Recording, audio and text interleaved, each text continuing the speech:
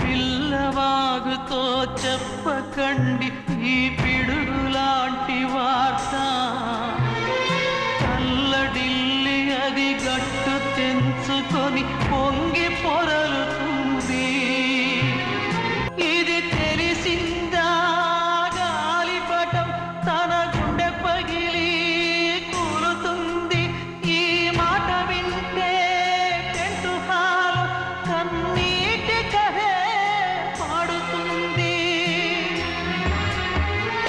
జగము మారిన యుగము మారిన చెలిమి చెరిగిపోదు.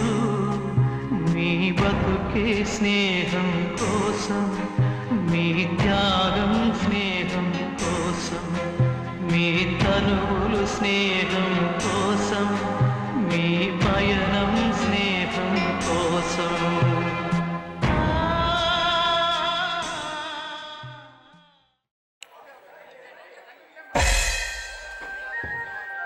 చూసారా విక్రమ్ గారు, వాళ్ళు చేసే అన్యాయాలు అక్రమాలు, వాళ్ళు ఎంత కిరాతకులో మీరు చూసారా, మీరు విన్నారా? నేను అందుకే చెప్తున్నాను, ఇప్పటికైనా మారండి. ఈ ప్రజలకు న్యాయం చేయడానికే చూడండి. ఆ మంత్రి జోగేంద్ర అన్యాయాలు కట్టడి చేయండి. ఆ బైరిని రాష్ట్రంలో లేకుండా చేయండి. మారండి, మారి ఈ ప్రజల కోసం ఆలోచించండి. ఇక నేను వస్తా. నీ దగ్గర ఉన్న ఆ సాక్ష్యాధారాలకి నువ్వు నేను కలిపి ఆ బైరిని జోగేంద్ర అంతం చేస్తాను. ఇద్దరు చేయి కలిపి వాళ్ళకి ఉడకామా ఎక్కేద్దాం. ఏమంటారు? తప్పకుండా సార్, మీకు మీలో మార్పు కోసం నేను ఎదురు చూస్తున్నాను. తప్పకుండా మీ అడుగులో అడిగేసి మీ వెనుకనే నడుస్తాను. ఈ మోసాలు మూడుకుంటారు మాటలన్నీ కట్టడి చేద్దాం. రేపటి నుంచి వాళ్ళ భగవంతుడి దగ్గరికి వెళ్ళిపోయేలా శరణ వేడుకునేలా చేద్దాం.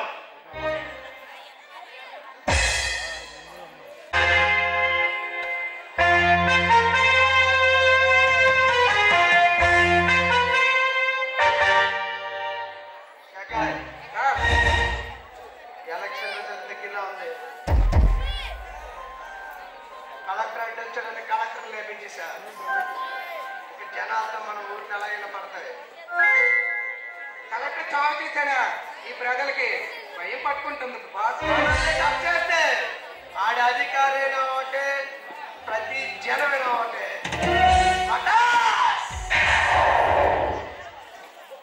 అన్న కబురు పెట్టు, అయితే తీరమ్మని పెట్టాను సార్. అంది వేలో ఉన్నాను.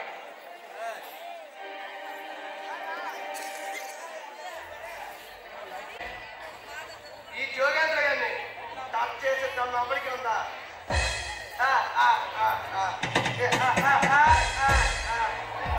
రా కమాండ్ విక్రమ్, కమాండ్. ఆ విక్రమ్ గారు ఇప్పుడు మన చేతిలోకి వస్తే అడ్డంగా నరికేస్తా. ఎందుకంటే ఆ కలెక్టర్ను మనం చంపామని ఆ విక్రమ్ గారు మన మీద కసి పెంచుకొని వస్తాడు. అప్పుడు మనం ఏంటో వాడికి చూపిద్దాం. ఒకే దెబ్బకి రెండు పెట్టారు. నన్ను ఎందుకు చేసామని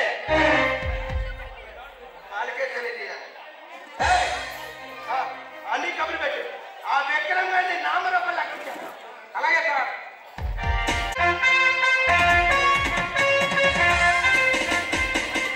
నమస్తే సార్ విక్రమ్ గారు.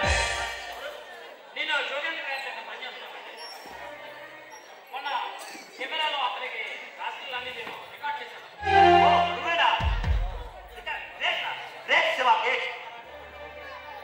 సార్ మీరు వాళ్ళని ఎలాగైనా పట్టుకోవాలి సార్. ఆధారం నిజమేనా? అవే సార్. ఓకే, ఈ ఆధారం చాలు. అలాగే సూర్యుడు కూడా నాకు ఆధారం ఇచ్చారు. సూర్యం ఆటలో వచ్చారు. ఇతని పేరు సూర్యం. హాయ్ సూర్యం, నా పేరు శివ. సూర్యం, మనకి చేతుల్లో ఆధారాలు వచ్చాయి. నువ్వు ముందు వాళ్ళ దండకి వెళ్ళి వాళ్ళ దగ్గర ఉండిపో. అప్పుడు నిద్ర వచ్చి వాళ్ళంతా చూస్తాను. తప్పకుండా సార్. ఆల్రెడీగా మనకి ఆధారం వచ్చాయని వాళ్ళిద్దరిలో మనకి తెలిసిపోయింది. వాళ్ళ రేఖలు కూడా ఆల్రెడీ కిడ్నాప్ చేసి తీసుకెళ్ళిపోయారు. శివ, నువ్వేం భయపడకు. ఎందుకంటే రేఖ వాళ్ళ చెల్లి, వాళ్ళు ఏమీ చేయరు. విక్రమ్, వాళ్ళకి ఈ కేసు నుంచి తప్పించుకోవడానికి కళ్ళ తల్లినైనా సరే నరరూప రాక్షసులా చంపేస్తారు. అసలు రేఖలు కూడా ఈ కేసు కోసం బయటపడడానికి చెల్లెని కూడా చూడు. అంత కిరాతకులు. వాళ్ళంతా చూస్తాను. నేను వాళ్ళకి బండిగా వెళ్తున్నాను. సరే, ముందు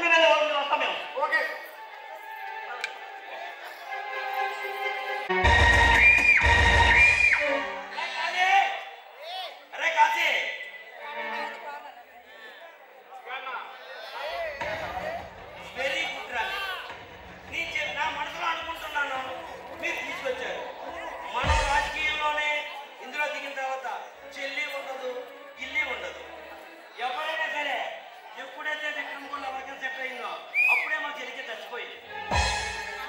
లేదు కాదు, నేను మీ అన్నయ్యని కాదు, నేను ఓన్లీ జోగేంద్ర అన్నయ్యని. ఇది ఎప్పుడైతే విక్రమాన్ని ప్రేమించావో అప్పుడే మా దృష్టిలో చనిపోయావు. వాడు పొద్దున్న లేచిన కానించి మమ్మల్ని అంతం చేస్తారంటే వాడితో ప్రేమ సాగిస్తున్నావు. నేను ఈ దృష్టిలో మాకు వాల్యూ లేదంటే కదా జోగేంద్ర. అన్నయ్య ఇంకా ఆపుతావా? ఇన్నాళ్ళు ఎంతో మంచివాడు అనుకున్నాను, కానీ మీరిద్దరు ఇంత దుర్బాధలు అని తెలిసిన తర్వాత మీకు చెల్లెలుగా ఎందుకు పుట్టాలని నా పెద్ద నాకు అసహ్యం ఇస్తుంది. చూడమ్మా, మేము మంచి వాళ్ళం కాదమ్మా, నీ దగ్గర మంచి వాళ్ళని నటించాం అంతే తప్ప నీ దగ్గర మార్పులు పట్టడానికి ఎంతో ప్రయత్నించామమ్మా. చూడు జోగేంద్ర, మనం చెల్లి అని ఎంతో ప్రేమించాం, కానీ ఆ విక్రమాన్ని ప్రేమించి మన గుండెల మీద కొట్టింది. దీనికి నువ్వేమంటావు చెప్పు జోగేంద్ర. ఆ పాపం నీ చేతుల మీద ఎందుకు? ఎందుకంటే పాపానికి క్యారా పాడ్రాజ్ రాజకీయ నాయకుడు. ఆ పాపం నీకెందుకు? నేను చూసుకుంటా కదా.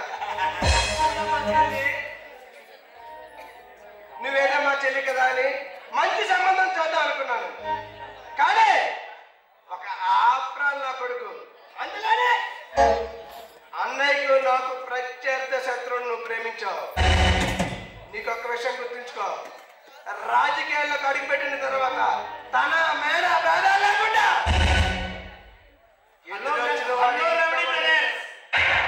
ఇక మీ అవినీతి ఆటలు కట్టడి, మీ రౌడీ రాజకీయం సమానైపోతుంది.